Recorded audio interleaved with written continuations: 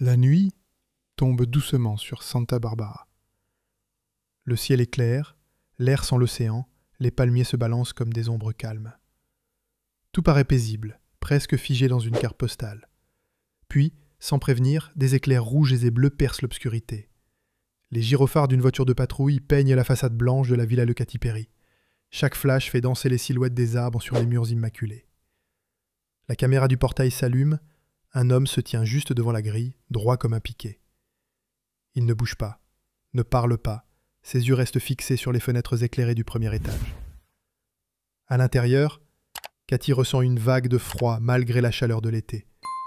Elle attrape son téléphone, ses doigts tremblent, son cœur cogne contre sa poitrine. Le doux parfum salé de la mer qui d'habitude l'apaise lui semble soudain lourd, presque menaçant. Entre elle et l'inconnu, il n'existe qu'un portail de métal peint en blanc. Une barrière jolie mais si fine face à une volonté que personne ne comprend encore. Le calme de la colline se transforme en scène de film sans musique. Sirène, lumière, silence tendu. Cathy réalise alors que même un manoir protégé peut devenir fragile en abattement de cils. Elle pense à sa petite Daisy qui dort à l'étage, à Orlando qui n'est plus là toutes les nuits, et à ce visage étranger planté dans la nuit. Chaque seconde dure une éternité. Pourquoi cet homme se tient-il là? Que cherche-t-il? La question flotte dans l'air chaud, plus lourde que toutes les notes qu'elle a chantées sur scène. Et pendant que les pneus des agents roulent sur le gravier, une certitude naît. Cette nuit va tout changer. Le standard d'urgence reçoit l'appel à 3h47 très exactement. La voix de la sécurité est ferme, mais l'on sent la peur derrière chaque mot. Un homme inconnu devant le portail, possible récidive. 6 minutes plus tard, une voiture noire et blanche arrive, gyrophare encore allumé, moteur à peine coupé. 2 agents descendent, torches levées. Le faisceau blanc révèle une silhouette mince, vêtements froissés, sac plastique qui pend comme un poids oublié. L'homme lève lentement les yeux vers les policiers. Sa voix est presque un souffle. Il veut parler à Katie. Pas de menace ouverte, pas d'armes visibles, mais un calme étrange qui glace le sang. Le chef de la sécurité raconte l'historique. Première apparition en mai, l'homme tenait un petit spray et un briquet. Il avait marmonné quelques phrases sans sens, puis était parti en courant. Deuxième apparition au début de juin. Il avait posé une vieille couverture sur la barre du portail pour grimper, avant de disparaître encore. Et maintenant, cette troisième fois, il ne court plus. Il reste, comme s'il attendait quelque chose que lui seul comprend. Katie refuse de rester simple spectatrice. Au lever du jour, dès que l'avocat décroche son téléphone, il prépare une demande d'éloignement d'urgence. Le juge signe le papier sans hésiter. L'homme doit rester à plus de 100 mètres de Katie, de sa fille Daisy et d'Orlando Bloom.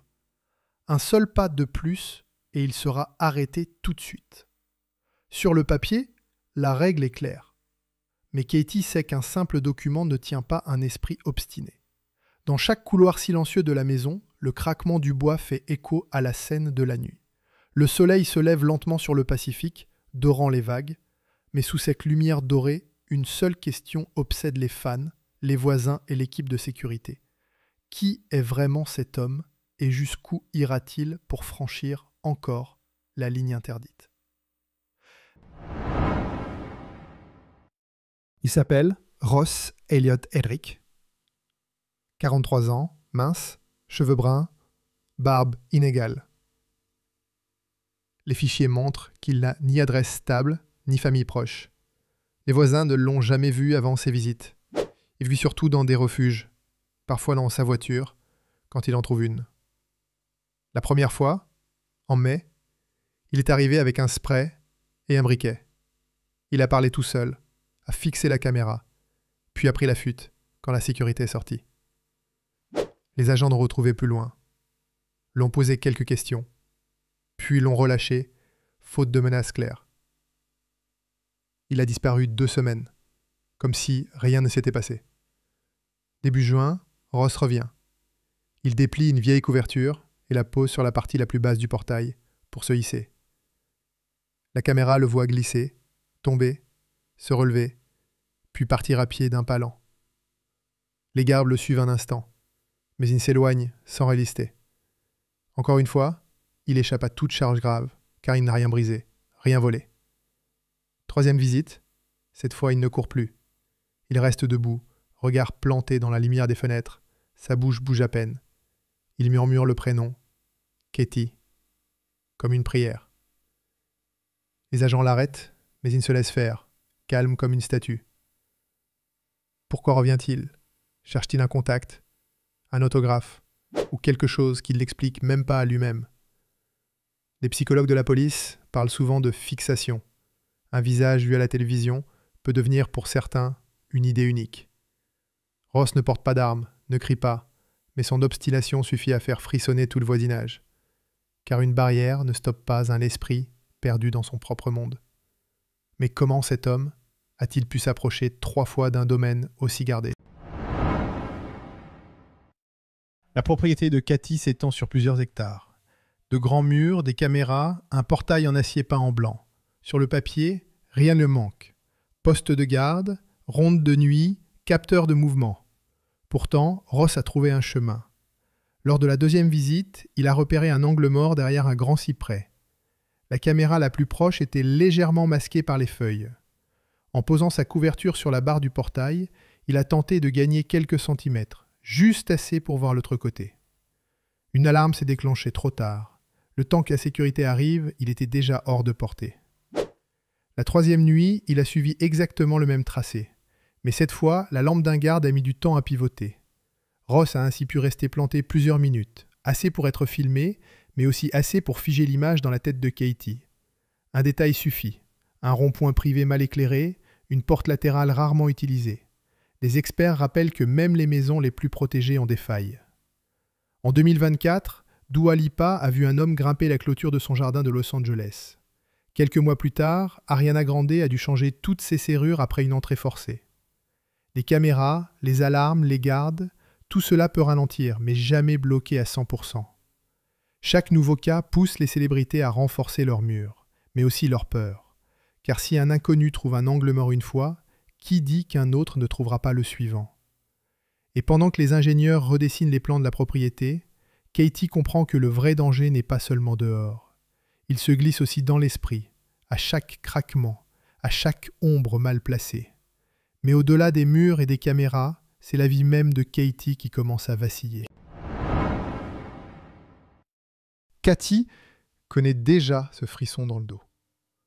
En 2012, un fan trop zélé a sauté la barrière de son ancienne maison. Il a crié son prénom avant d'être emmené. Cette nuit-là, elle a compris que la gloire attire parfois des regards qui ne savent pas où s'arrêter. En 2017, nouveau choc. Un homme se glisse dans son garage à Los Angeles. Il reste caché derrière des cartons jusqu'à l'arrivée de la sécurité. Katie découvre qu'il tenait un journal rempli de lettres pour elle. Même sans geste violent, l'idée qu'il ait dormi si près d'elle lui ôte tout repos. 2 ans plus tard, en 2019, une vitre arrière se brise dans sa maison de Beverly-Wood. Le bruit réveille la chanteuse en sursaut. Les gardes attrapent l'auteur à temps, mais l'image d'un inconnu dans le couloir reste gravée. Depuis, Katie s'endort rarement sans vérifier 3 fois chaque serrure. Ses souvenirs pèsent encore plus lourd aujourd'hui. On murmure qu'elle et Orlando traversent une nouvelle rupture. Sans lui à la maison chaque soir, elle se sent seule face aux ombres. Elle pense surtout à Daisy, 4 ans, qui dort en haut des escaliers roses. Dans une interview après son accouchement, Katie a avoué qu'elle lutte contre l'anxiété. Elle surveille chaque bruit, chaque lumière qui clignote trop vite. Un médecin lui a conseillé la méditation, mais même un mantra doux ne couvre pas toujours un cri dans la nuit. Alors, quand la sirène a hurlé devant son portail, toutes les vieilles peurs sont revenues d'un coup. Elle sait que les fans voient les paillettes, les tapis rouges, la robe qui brille, mais derrière le sourire de scène se cache une femme qui vérifie le verrou avant de chanter. Et tandis que Ross dort à l'ombre d'un centre de détention, Katie compte les heures jusqu'au lever du soleil, espérant enfin une nuit sans sursaut. Et pourtant, ce n'est qu'une partie de la réponse. La suite se joue maintenant dans les couloirs d'un tribunal. Un TRO, 3 lettres simples pour interdiction d'approcher urgente. Un juge le signe quand il pense qu'un danger réel est proche. Le papier dit « reste loin » ou la police vient te chercher. La durée est courte, souvent quelques semaines, mais assez pour souffler. Dans le cas de Cathy, le juge a fixé la limite à 100 mètres. Cette zone couvre sa maison, le jardin, la rue privée et même l'école de Daisy. Orlando est inclus, car il vient souvent voir sa fille. Si Ross franchit la ligne, il partira menotté, sans nouvelle chance. Le TRO naît lors d'une audience rapide, parfois sans prévenir l'autre partie. On appelle cela une décision en urgence. Une date plus longue est déjà notée, mi-juillet. Le tribunal écoutera les deux côtés. Le juge pourra alors prolonger l'ordre ou le rendre définitif pour 5 ans. Une clause précise bloque tout message, appel ou paquet envoyé à la star. Même un like sur une photo peut être vu comme un contact. Les agents montrent souvent la feuille directement au concerné pour qu'il n'y ait aucun doute. Dans la loi de Californie, ignorer cet écrit mène d'abord à une amende, puis à la prison si la limite est franchie encore. Cathy respire un peu mieux, mais elle sait que le papier n'est qu'un filet mince. Elle a doublé les rondes, ajouté des capteurs sur chaque fenêtre. Une société spécialisée vient tester de nouvelles lampes qui se déclenchent au moindre pas. Car la véritable paix ne dépend pas seulement d'un juge, elle se construit aussi avec du câble, de l'acier et des horaires serrés. Dans les studios de télé, on entend déjà le débat. Les stars devraient-elles avoir plus de garde ? Certains disent que la célébrité attire des risques inévitables. D'autres pensent qu'un simple voisin peut protéger mieux qu'une caméra si tout le monde reste attentif. Cathy, elle, ne cherche pas la philosophie, elle veut juste que Daisy joue dans le jardin, sans regarder derrière elle. Mais un autre combat s'ouvre à présent, loin des tribunaux, celui de l'opinion publique, où chaque tweet peut devenir une arme. Le matin qui suit l'arrestation, le réseau se réveille avant même que le café ne coule. Le hashtag #ProtectCathy grimpe, puis dépasse 1 million de vues en moins de 2 heures. Des fans postent des cœurs, d'autres des messages de soutien. On veille sur toi, mets des murs plus hauts. Les photos de la villa, prises de loin par des drones amateurs, se partagent à toute vitesse. Sur les plateaux télé, les chroniqueurs se penchent sur l'affaire. Certains disent « la gloire attire toujours des risques ». D'autres répondent « nul besoin de briller pour mériter la sécurité ». Un débat naît aussi sur les personnes sans toit, comme Ross. Faut-il plus d'aide sociale ou plus de barrières autour des maisons de stars ? Les voisins de Montecito donnent leur avis devant les caméras. Une mère de famille raconte qu'elle ne laisse plus ses enfants jouer près de la route privée. Un homme plus âgé confie qu'il a renforcé sa porte après avoir eu de la lumière bleue des gyrophares. Même les agents immobiliers s'invitent dans la discussion. La valeur d'une maison grimpe ou chute selon la perception de sûreté. Pendant ce temps, les marques d'alarme mettent le paquet sur la pub en ligne. Vous voulez dormir tranquille ? Essayez nos capteurs intelligents. Chaque clic rapporte, chaque peur nourrit le marché de la sécurité. Et au milieu de ce bruit numérique, Cathy lit parfois les messages de soutien la nuit, écran près du visage, lumière bleue dans les yeux. Tout le monde commente, mais une seule question revient comme un écho. Reste-t-elle ou part-elle loin de ce coin de paradis devenu trop bruyant ? Des voix proches du dossier affirment que la villa pourrait être mise en vente.